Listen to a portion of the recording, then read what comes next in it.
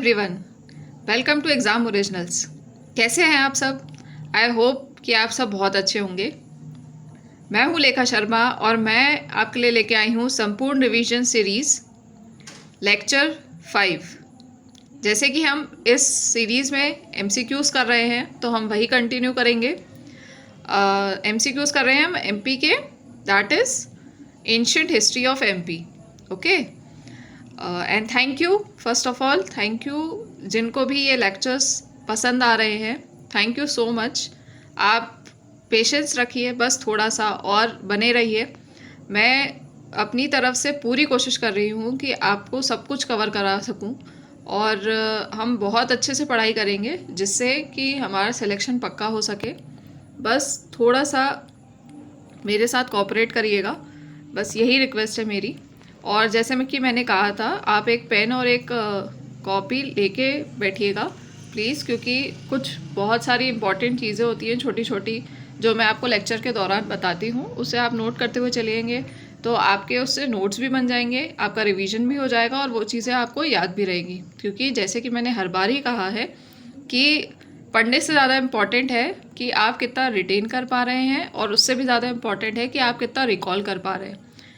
इसलिए प्लीज़ आप ये फॉलो करिएगा।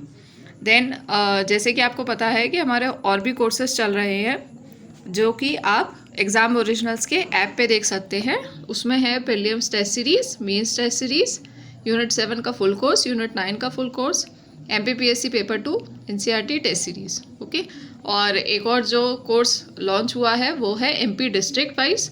इसमें आपको सारी डिस्ट्रिक्ट दी गई हैं, 52 डिस्ट्रिक्ट्स के बारे में डिस्क्रिप्शन है।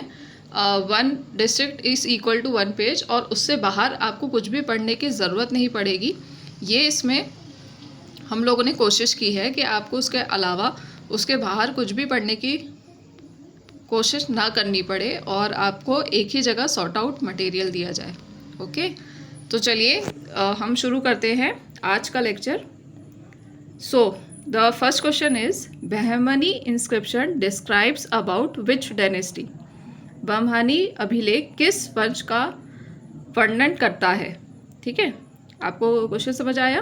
दैट बहमनी इंस्क्रिप्शन, जो कि बहमनी अभिलेख है, वो किस वंश का वर्णन करता है? It is about which dynasty? ठीक है, तो आपके ऑप्शंस है A Aulikara dynasty, B Maukhari dynasty, C Pandu dynasty, D Pravarti Gupta dynasty. आपके ऑप्शंस है ओलिकर, मौखरी, पांडु या पार्वती गुप्ता। अगर आपको राइट आंसर पता है तो आप कमेंट बॉक्स में कमेंट कर सकते हैं। ठीक है, the right answer is Pandu dynasty. Bahmani inscription describe करता है पांडु डायनेस्टी के बारे में। और एक और चीज़, अगर आपको डाउट्स हो तो आप लेक्चर के नीचे कमेंट कर सकते हैं। मैं पूरी कोशिश करूँगी कि नेक्स्ट लेक्चर में आपके जो भी डाउट हो वो क्लियर कर सकूँ। ठीक है, किसी ने कमेंट किया था, I don't remember the name, कि जो होशंगाबाद है उसका नाम नर्मदापुरम से दोबारा होशंगाबाद हो गया है, तो that information was wrong. Hoshangabad का नाम नर्मदापुरम ही है और ये नर्मदापुरम अब नोटिफाइड हो चुका है। तो ये आप प्लीज़ याद रखिएगा कि ये दोबारा से चेंज होके होशंगाबाद नहीं हुआ है। ठीक है, चलिए, तो coming back to the point कि हम पांडु डायनेस्टी के बारे में पढ़ रहे थे। तो पांडु डायनेस्टी कौन सी डायनेस्टी थी? पांडु डायनेस्टी जो थी वो रूल करती थी मैकाल रीजन में, है ना। मैकाल रीजन में कौन सी डिस्ट्रिक्ट्स आती हैं? जैसे रीवा हो गई, अमरकंटक हो गई, अन्नपूर हो गई। तो ये जो डायनेस्टीज थी, यहाँ पे जो पांडु डायनेस्टी थी वो रूल करती थी अराउंड 5th सेंचुरी एडी। इनका टाइम पीरियड क्या था? 5th century AD. ठीक है, इसका जो पांडु जो डायनेस्टी थी उसका जो फाउंडर था उसका क्या नाम था? जयाबाला। ठीक है, तो आप ये नोट करते हुए चलिएगा कि उसका जो फाउंडर था पांडु डायनेस्टी का वो कौन था? जयाबाला। ठीक है, और इसके और भी जो प्रोमिनेंट रूलर्स थे वो कौन थे? इसके प्रोमिनेंट रूलर्स थे भरतबाला, नागबाला एंड वत्सराज। ठीक है, भरतबाला, नागबाला और वत्सराज। ठीक है, और ये जो बहमनी इंस्क्रिप्शन है इसमें क्या दिया हुआ है? इनमें इस डायनेस्टी की, जो पांडु डायनेस्टी है, उसकी हिस्ट्री दी हुई है। ठीक है, उसकी हिस्ट्री डिस्क्राइब करी हुई है बहमनी इंस्क्रिप्शन में। तो आपको क्या क्या चीज़ें याद रखी है पांडु डायनेस्टी के बारे में? पहला कि उसका फाउंडर कौन था, तो फाउंडर था जयाबाला।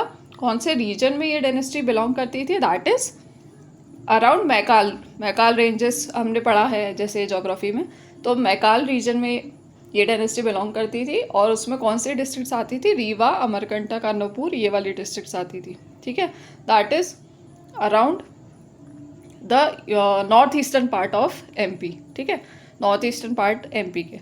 तो ये कब रूल करती थी, 5th सेंचुरी एडी में। इसका जो फाउंडर था वो जयाबाला था, और दूसरे जो रूलर्स थे वो कौन थे, भरतबाला, ठीक है, नागबाला और वत्सराज, ठीक है। चलिए तो मूव ऑन करते हैं हम अपने अगले क्वेश्चन की तरफ। Then the second question is where was the capital of Uchchakalpa dynasty. Uchchakalpa वंश की राजधानी कहाँ थी, ठीक है, उच्छकल्प वंश की राजधानी कहाँ थी, कैपिटल बताना है आपको। The your options are A Nagod, B Uchehara that is Satna, C is Bumra, D is Rajgarh, ठीक है, नागोड़ा, उच्छेरा, बुमरा या राजगढ़। अगर आपको आंसर पता है तो आप कमेंट बॉक्स में कमेंट कर सकते हैं। The right answer is Uchehara Satna, ठीक है। जो उच्छकल्पा डायनेस्टी थी उसकी जो कैपिटल थी वो थी उच्छेरा सतना में। उच्छकल्पा डायनेस्टी जहाँ तक मुझे याद है मैंने पहले भी आपसे डिस्कस की थी, ठीक है ना। तो उच्छेरा सतना में इसकी कैपिटल थी।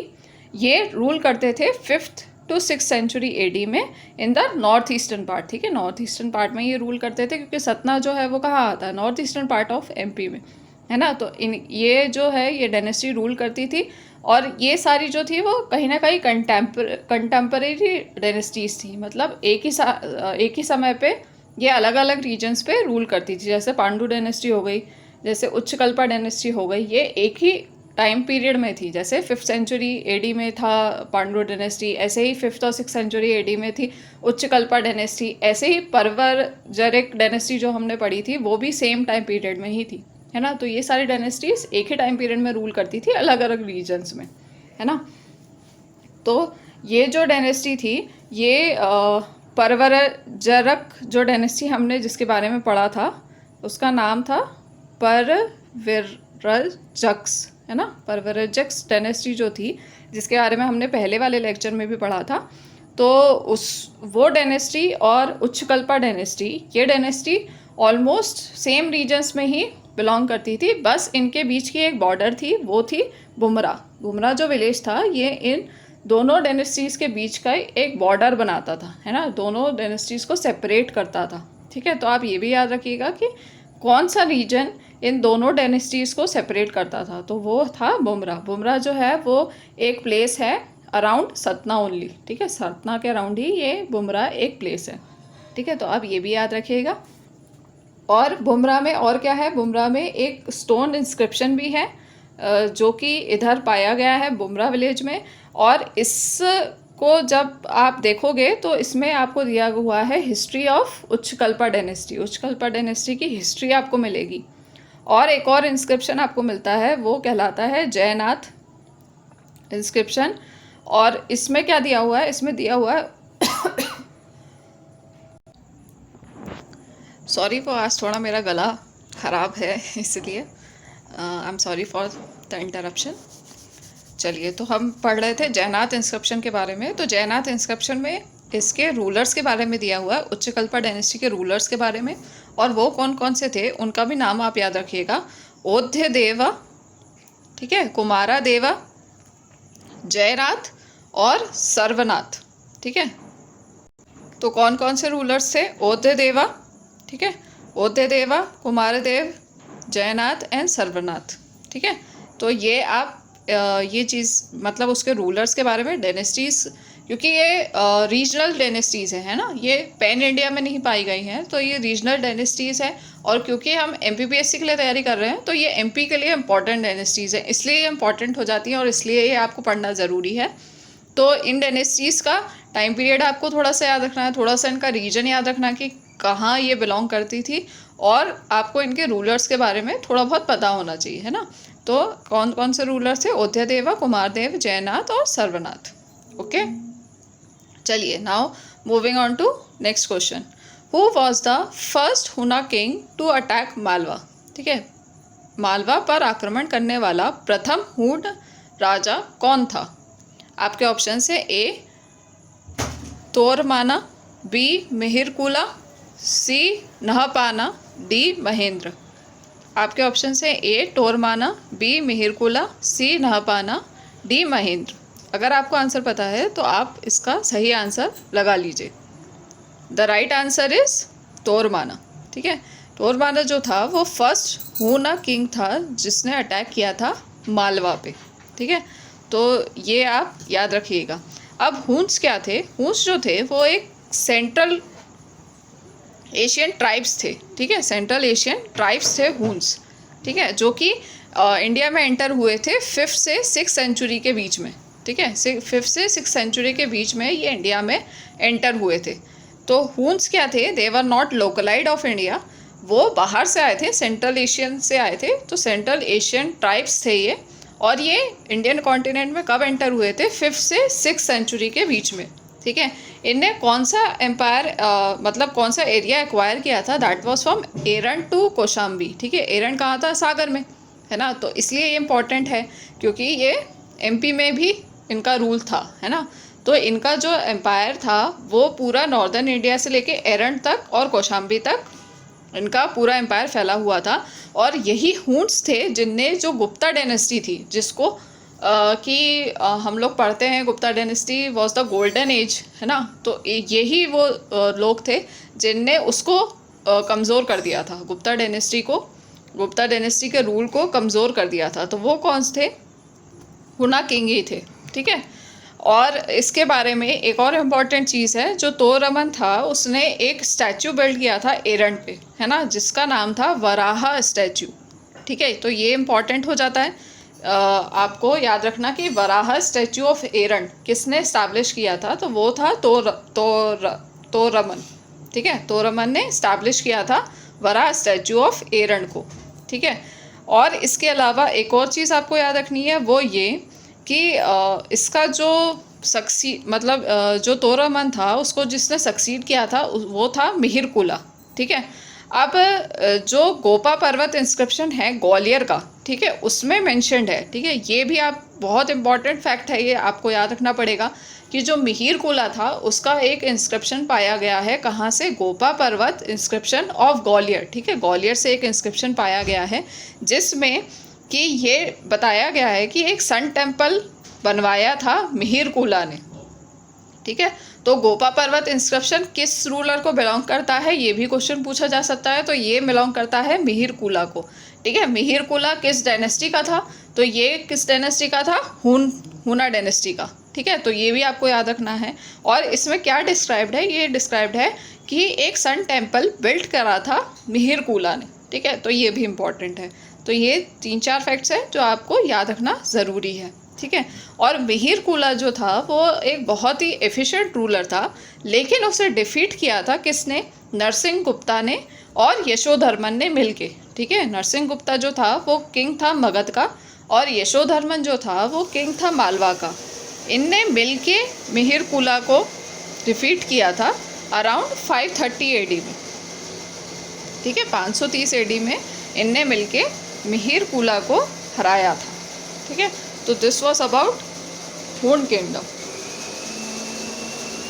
ओके, आई होप कि आपको ये समझ आया हो। चलिए, तो हम मूव करते हैं अपने नेक्स्ट क्वेश्चन की तरफ। The next question is who were included in Navratna of Chandragupta II। ठीक है, चंद्रगुप्त II के नवरत्नों में कौन शामिल थे? आई एम सॉरी, आज मेरा थोड़ा सा गला ख़राब है, तो अगर डिस्टर्बेंस हो तो I am really sorry for that. चलिए, तो क्या क्वेश्चन था हमारा कि who were included in Navratna of Chandragupta II। ठीक है, A Kalidas, B Vittal Bhatta, C Varahamihira, D all of the above. A Kalidas, Vittal Bhatt, Varahamihira और ऊपर के सभी। अगर आपको आंसर पता है तो आप लगा लीजिए। So the right answer is D all of the above. Kalidas, Vetal Bhatta and वरामिहिरा, ये तीनों ही इंक्लूडेड थे नवरत्न ऑफ चंद्रगुप्त II। ठीक है, और इनके अलावा और कौन इंक्लूडेड थे? तो यहाँ पे एक लिस्ट दी हुई है, तो इनमें कौन कौन थे?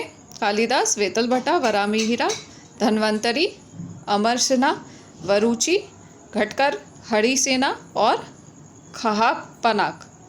हिंदी में भी देख लीजिए आप, कालिदास, वेतलभट्ट, वराहमिहिर, धन्वंतरी, अमर सिंह, वराहुची, घटकर और हरिसेना और खहापनक। ठीक है, तो ये इम्पॉर्टेंट है। क्यों? क्योंकि इनमें से कुछ कोई भी पूछे जा सकते हैं आपको, है ना। ऐसा नहीं है कि एक पूछेंगे या दो पूछेंगे, हो सकता है सारे पूछ ले, हो सकता है कोई भी एक पूछ लें। तो आपको ये नाम याद करना इम्पॉर्टेंट है, क्योंकि ये इम्पॉर्टेंट पार्ट में आता है कि चंद्रगुप्त टू के जो नवरत्न थे वो कौन थे। ठीक है, देन अगर हम गुप्ता डायनेस्टी के बारे में पढ़े, जैसे कि हमने पहले भी पढ़ा हुआ है कि गुप्ता डायनेस्टी किसने इस्टेब्लिश की थी? श्री गुप्ता ने, है ना। किसने इस्टेब्लिश की थी? श्री गुप्ता ने। ठीक है, फिर श्री गुप्ता के बाद जो इनका एक बहुत ही एफिशिएंट रूलर था वो था समुद्रगुप्ता। ठीक है, समुद्रगुप्ता जो था वो एक बहुत ही एफिशिएंट रूलर था गुप्ता डायनेस्टी का। उसने बहुत ही ह्यूज एम्पायर इस्टेब्लिश कर ली थी इंडिया में। और वो कहाँ से कहाँ तक, मतलब एमपी की हम बात करें तो उसकी जो एम्पायर थी वो फैली हुई थी फ्रॉम सागर टू दमोह, जबलपुर, मंडला और विदिशा तक। ठीक है, तो एक बहुत बड़ा एरिया उसने मालवा में भी कैप्चर कर लिया था। ठीक है, तो ये एक इम्पॉर्टेंट पार्ट है कि आप क्योंकि जैसा कि मैंने आपको पहले भी कहा था कि हम सिर्फ एमपी का नहीं पढ़ेंगे, हम कोशिश करेंगे कि हम 50% ऑफ इंडियन हिस्ट्री भी पढ़ें। इसलिए ये एक इम्पॉर्टेंट फैक्ट है कि समुद्रगुप्ता जो था वो एक बहुत ही एफिशिएंट रूलर था और उसने कौन कौन सी एम्पायर, मतलब कौन कौन सी डिस्ट्रिक्ट्स में अपना रूल किया था। ठीक है, अब चंद्रगुप्त टू पे हम वापस आएँ तो चंद्रगुप्त टू को विक्रमादित्य भी कहा जाता था। ठीक है, ही वो सन ऑफ समुद्रगुप्ता। ठीक है, किसका सन था वो? समुद्रगुप्त का सन था। और इसने रूल किया था फ्रॉम 375 टू 415 एडी में। ठीक है, इसने रूल किया था फ्रॉम 375 टू 415 एडी में। ठीक है, तो चंद्रगुप्त टू के बारे में आप ये सारी चीज़ें याद रख सकते हैं। ठीक है, और स्पेशली ये जो नवरत्न हैं इनके नाम याद होना आपको बहुत ज़रूरी है, क्योंकि आपको पता ही है कि कालिदास के पे तो कितनी बार क्वेश्चन आता है। तो सिमिलरली आपको इनमें से किसी पे भी क्वेश्चन आ सकता है, तो इसमें याद रखिएगा। ठीक है, चलिए अब मूव ऑन करते हैं हम नेक्स्ट क्वेश्चन की तरफ। Who succeeded Chandragupta two? ठीक है, चंद्रगुप्त टू का उत्तराधिकारी कौन था? A Ramgupta, B Kumargupta one, C Buddhagupta, D Narasimha Gupta. अगर आपको आंसर पता है तो आप लगा लीजिए। एक बार फिर से मैं ऑप्शन रिपीट कर देती हूँ। ए रामगुप्त, बी कुमारगुप्त वन, सी बुद्धगुप्त, डी नरसिम्हा गुप्त। The right answer is Kumaragupta one.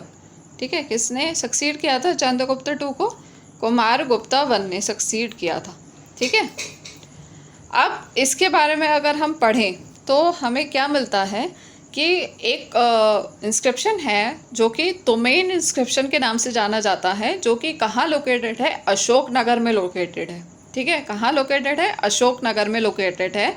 उसमें ऐसा बताया गया है जो कुमारगुप्त है इसको कंपेयर किया गया है एज विंटर सन। मतलब इसका मतलब क्या है कि वो इतना इम्पोर्टेंट था या इतना उसकी पावर थी कि आप उसे कंपेयर कर रहे हैं कि जैसे कि वार्मथ प्रोवाइड करता है सन, है ना। सर्दियों में अगर सूरज निकलता है तो हमें कितनी खुशी होती है, हमें वार्मथ मिलती है। सिमिलरली कुमारगुप्त वन का रूल भी वैसा ही था कि उसको कंपेयर किया गया था विंटर सन से, है ना। तो उसका रूल इतना अच्छा, इतना एफिशिएंट था कि उसे कंपेयर किया जा रहा है सन से। ठीक है, और इसी के रूल में ये हुआ था, कुमारगुप्त वन के रूल में ही ये हुआ था कि हुनास ने पहली बार नॉर्दर्न इंडिया में अटैक किया था। ठीक है, तो आपसे क्वेश्चन ये भी पूछा जा सकता है कि हुन्स ने सबसे पहली बार अटैक किस गुप्ता रूलर के अंडर किया था, है ना। किसका रेन चल रहा था, किसका साम्राज्य था जब हुनास ने अटैक किया था। तो आपको ये याद रखना है कि कुमारगुप्त वन ही था जो कि उस वक्त रूलर था जब हुनास ने पहली बार अटैक किया था नॉर्दर्न इंडिया को। ठीक है, and one more thing is कि कुमारगुप्त वन जो था उससे किसने सक्सीड किया था? वो था स्कंदगुप्ता। ठीक है, स्कंदगुप्ता जो था उसने सक्सीड किया था कुमारगुप्ता को। ओके, चलिए तो हम नेक्स्ट क्वेश्चन की तरफ बढ़ते हैं। Which inscription belong to Budhagupta? Budhagupta का कौन सा अभिलेख है? बुद्धगुप्त का कौन सा अभिलेख है? ए इज तुमेन, बी इज साची, सी इज उदयगिरी, डी इज एरन। तुमेन, साची, उदयगिरी, एरन। आपको आंसर पता है तो आप लगा लीजिए। द राइट आंसर इज एरन। ठीक है, कौन सा इंस्क्रिप्शन बुद्धगुप्ता को बिलोंग करता है? दैट इज एरन। ठीक है, अब ये जो था बुद्धगुप्ता, इसने किसको सक्सीड किया था? इसने सक्सीड किया था कुमारगुप्ता सेकंड को in 479 AD। Obviously Budhagupta is related to Gupta empire, है ना। तो बुद्धगुप्ता जो था उसने सक्सीड किया था कुमारगुप्त सेकंड को इन 479 AD। ठीक है, और ये जो इंस्क्रिप्शन था, जो एरन इंस्क्रिप्शन था, ये इंडिकेट करता है प्रेजेंस ऑफ हुनास को, मतलब जो हूंस थे उनकी प्रेजेंस को डिस्क्राइब करता है ये। ठीक है, तो इसलिए ये इम्पॉर्टेंट है कि एरन इंस्क्रिप्शन से ही आपको पता चलता है कि हूंस जो थे वो गुप्ता एम्पायर के दौरान उन्होंने अटैक किया था, या गुप्ता एम्पायर के दौरान ही वो इंडिया में अटैक करने आए थे, है ना। तो ये कहाँ से मिलता है आपको? एरन इंस्क्रिप्शन से मिलता है। एक चीज़ और कि जो बुद्धगुप्ता था वो उसने मतलब कोशिश की थी हुनास को इन्वेड करने की, कि वो इंडिया से इन्वेड कर दे, उन्हें बाहर भेज दे, बट वो सक्सेसफुल नहीं हो पाया था, है ना। और एक इम्पॉर्टेंट फैक्ट ये था कि एरन हम सबको पता है कि सागर में आता है ना। एरन कहाँ था? सागर में। बट सागर का नाम जो गुप्ता टाइम्स में था वो था संभोग नगर, है ना। तो ये इम्पॉर्टेंट है कि संभोग नगर नाम का अगर ऐसा आ जाए कि संभोग नगर किस रीजन को कहा जाता था, तो वो सागर डिस्ट्रिक्ट थी जिसे संभोग नगर कहा जाता था गुप्ता के टाइम पे। ठीक है, और बुद्धगुप्त जो था उसे सक्सीड किया था नरसिंह गुप्ता ने। ठीक है, नरसिंह गुप्ता ही वो था जिसने फाइनली हुनास को हराया था। जैसे हमने अभी पिछले क्वेश्चन में देखा था कि जो मिहिर कुला था, है ना, मिहिर कुला को दो जनों ने मिलकर हराया था। एक था वो नरसिंह गुप्ता, एक था यशोधर्मन, है ना। तो ये नरसिंह गुप्ता जो था उसने ही सक्सीड किया था बुद्धगुप्ता को, है ना, और इसने फाइनली हुन्स को बाहर भेज दिया था। ठीक है, ओके, आई होप कि आपको ये समझ आ गया हो। चलिए moving on to next question. The Vishnu temple, Shiva temple, Parvati temple, Nachna Kuthara and Shiv temple of Kho belong to which dynasty?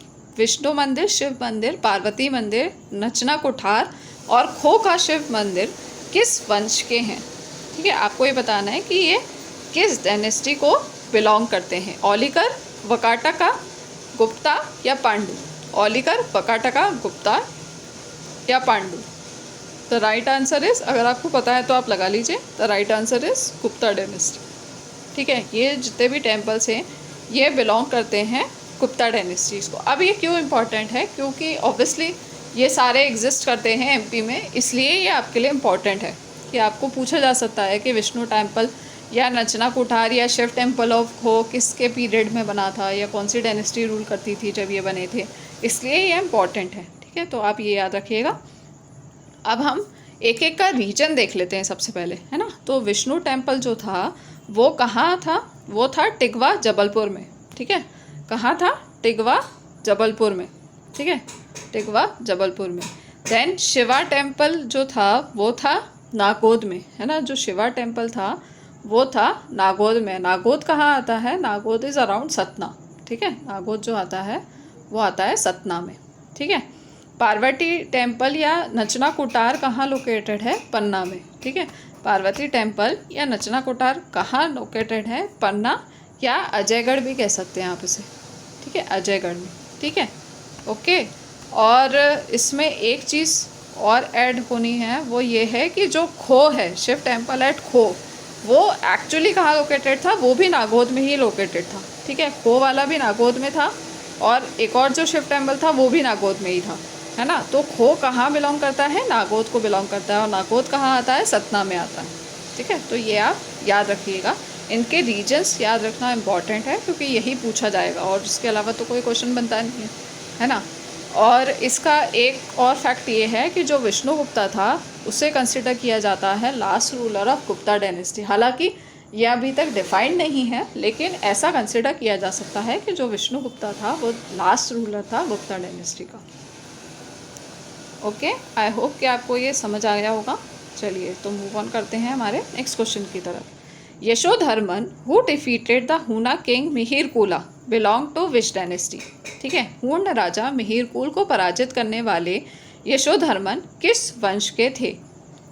A Gupta dynasty, B Parivrajaka dynasty, C Maukhari dynasty, D Aulikara dynasty. Gupta वंश, परिवारजक वंश, मौखरी वंश और औलिकर वंश। अगर आपको आंसर पता है तो आप लगा सकते हैं। The right answer is D Aulikara dynasty. ठीक है, जो यशोधर्मन थे, जैसा कि हमने अभी पिछले 2 क्वेश्चंस पे भी पढ़ा कि इनने मिहिरकुला को हराया था और साथ में इनके कौन थे? नरसिंह गुप्ता था, है ना। तो वो किस डायनेस्टी को बिलोंग करते थे? वो औलिकर डायनेस्टी को बिलोंग करते थे। ठीक है, अब औलिकर डायनेस्टी के बारे में अगर हम पढ़ें तो औलिकर डायनेस्टी के सबसे पहले उसका फाउंडर कौन था औलिकर डायनेस्टी का? उसका नाम था नरवर्मन। नरवर्मन उसका नाम था जिसने औलिकर डायनेस्टी को फाउंड किया था, है ना। और इनका जो कैपिटल था वो था दशपुर, दैट इज़ मंदसौर, है ना। आज का मंदसौर, तब का दशपुर, ये उसकी कैपिटल हुआ करता था। ठीक है, आई होप कि आपको ये चीज़ें समझ आ रही हो। ठीक है, और मंदसौर इंस्क्रिप्शन में ही मेंशन है कि उसके टाइटल्स जो थे, यशोधर्मन जो था उसने बहुत सारे टाइटल्स अडॉप्ट किए थे, है ना। तो ये मंदसौर इंस्क्रिप्शन ही है जहाँ पे उसके टाइटल डिस्क्राइब्ड हैं। और उसके टाइटल्स कौन कौन से थे? जनेंद्र, नरोधिपति, राजाधिराजा, परमेश्वरा एक्सेट्रा। ठीक है, ये सारे जो थे ये उसके टाइटल्स थे जो इसने अडॉप्ट किए थे। ठीक है, यशोधर्मन। और यशोधर्मन ही वो था जिसने अपना इंडिपेंडेंट रूल स्टैब्लिश किया था मालवा पे 530 AD में। ये एक बहुत इंपॉर्टेंट फैक्ट है, इसको आप याद रखिएगा कि यशोधर्मन ही वो था जिसने अपना इंडिपेंडेंट रूल स्टैब्लिश किया था 530 AD में मालवा में। ठीक है, तो ये आप याद रखिएगा। चलिए मूव ऑन करते हैं हमारे नेक्स्ट क्वेश्चन की तरफ। The next question is Bagh caves cave painting resemble the painting of which caves. ठीक है, बाग गुफा चित्रकारी किस गुफा के चित्रों से मिलती जुलती है? ठीक है, आप क्वेश्चन समझ में आया? मतलब बाग में जो पेंटिंग्स मिली हैं बाग केव्स में, वो किस केव की पेंटिंग से सिमिलर हैं? ठीक है, the options are A Bhimbetka caves, B Ellora caves, C Ajanta caves, D Udayagiri caves. आपके ऑप्शन है भीमबेटका गुफाएं, एलोरा गुफाएं, अजंता की गुफाएं और उदयगिरी की गुफाएं। आपको आंसर पता है तो आप लगा लीजिए। इसका राइट आंसर है अजंता केव्स। ठीक है, जो बाग केव पेंटिंग है वो रिजेंबल करती हैं पेंटिंग्स ऑफ अजंता केव्स। ठीक है, आप बाग केव के पेज मतलब बाग केव पेंटिंग्स के बारे में 2 चीज़ें जो बहुत इंपॉर्टेंट है वो सब क्या हैं? जो बाग केव है वो लोकेटेड कहाँ है? दैट इज़ इन धार। ठीक है, सबसे पहला तो यही इम्पॉर्टेंट है कि वो कहाँ लोकेटेड है ना। तो ये धार में लोकेटेड है। ये रिजेंबल करती है अजंता केव पेंटिंग को, है ना। अजंता केव पेंटिंग को रिजेंबल करती है, इससे क्या मतलब है कि यहाँ पे भी जो पेंटिंग्स हैं वो बुद्धिज़्म पे बेस्ड है ना। बहुत सारी पेंटिंग्स हैं जो बुद्धिज़्म पे बेस्ड हैं यहाँ। ठीक है, और एक और इम्पॉर्टेंट फैक्ट है कि ये जो बाग केव पेंटिंग है ये बिलोंग करती हैं गुप्ता पीरियड को। ठीक है, ये एक बहुत ही इम्पॉर्टेंट फैक्ट है कि ये कौन से पीरियड को बिलोंग करती हैं। ये केव पेंटिंग ये बिलोंग करती हैं गुप्ता पीरियड को, तो ये आप याद रखिएगा। चलिए अब हम मूव ऑन करते हैं हमारे लास्ट क्वेश्चन पे। ठीक है, the last question is which ruler of Kalachuri dynasty was given the title of Napoleon of India. Kalachuri वंश के किस शासक को भारत के नेपोलियन की उपाधि दी थी? या आप ये भी कह सकते हैं नेपोलियन ऑफ हिंद, क्योंकि उसका जो एक्चुअल वो था टाइटल वो था नेपोलियन ऑफ हिंद। ठीक है, the options are A Gangadeva, B Vamaraja, C Yuvaraja Deva one, D Karnadeva. A Gangadeva, B Vamaraja, Yuvaraja Dev one और कर्णदेव। अगर आपको आंसर पता है तो आप ऑब्वियसली लगा ही लीजिए। Your right answer is Karnadeva. अब ये कर्णदेवा जो है ये बहुत बहुत बहुत ही ज़्यादा इम्पॉर्टेंट है, क्योंकि ये कभी भी आपसे पूछ सकते हैं। ठीक है, तो सबसे पहली चीज़ तो जो इम्पॉर्टेंट है उसके बारे में मैंने आपको बताई दी कि इसे कहा जाता था नेपोलियन ऑफ इंडिया, और इंडिया या आप इसे हिंद भी कह सकते हैं। ठीक है, और ये हमने पढ़ ही लिया कि ये किसको बिलोंग करता था, कौन सी डायनेस्टी को, कलचुरी डायनेस्टी को बिलोंग करता था, कलचुरी ऑफ त्रिपुरी को बिलोंग करता था ये। ठीक है, ये सन था गंगदेव का। ठीक है, गंगदेव का सन था ये। अब कलचुरी डायनेस्टी के बारे में वैसे तो मैंने आपको पहले भी पढ़ाया है, बट इसमें एक और बार मैं रिवाइज़ कर देती हूँ। वो ये कि कलचुरी डायनेस्टी जो थी ऑफ तिरुपति, उसे किसने फाउंड आउट किया था, उसे फाउंड किया था कोकलावन ने। ठीक है, ये इम्पॉर्टेंट है कि कोकलावन जो था वो फाउंडर था इस डायनेस्टी का। ठीक है, अब ये जो कर्णदेव था वो उसने पूरे मालवा को अपने कंट्रोल में ले लिया था, इसीलिए ही इसे नेपोलियन ऑफ हिंद कहा जाता है। इसने बहुत सारे राजाओं को हराया था, जैसे इसने राजा भोज को हराया था जो कि मालवा का राजा था, इसने पांडव के रूलर को हराया था, इसने छोला के रूलर को हराया था, इसने कुंतला किंगडम के रूलर्स को हराया था। तो इसने बहुत सारे राजाओं को हराया था, इसलिए भी इसे नेपोलियन ऑफ हिंद कहा गया है। ठीक है, अब इसके बारे में दो और इम्पॉर्टेंट चीज़ें हैं, वो ये हैं कि इसने एक सिटी इस्टेब्लिश की थी कर्णावती के नाम से, जबलपुर के पास। ठीक है, क्या इस्टेब्लिश किया था इसने, कर्णावती के नाम से एक सिटी इस्टेब्लिश की थी जबलपुर के पास। ठीक है, तो ये एक चीज़ इम्पॉर्टेंट है। दूसरा, एक इसने शिव टेम्पल भी बनवाया था करना मेरू के नाम से बनारस में। ठीक है, तो ये दो इम्पॉर्टेंट फैक्ट हैं जो इसके लिए इम्पॉर्टेंट है। पहला कि इसने कर्णावती के नाम से एक सिटी इस्टेब्लिश की थी जबलपुर के पास। दूसरा, इसने कर्णा मेरू के नाम से एक शिव टेम्पल बनवाया था बनारस में।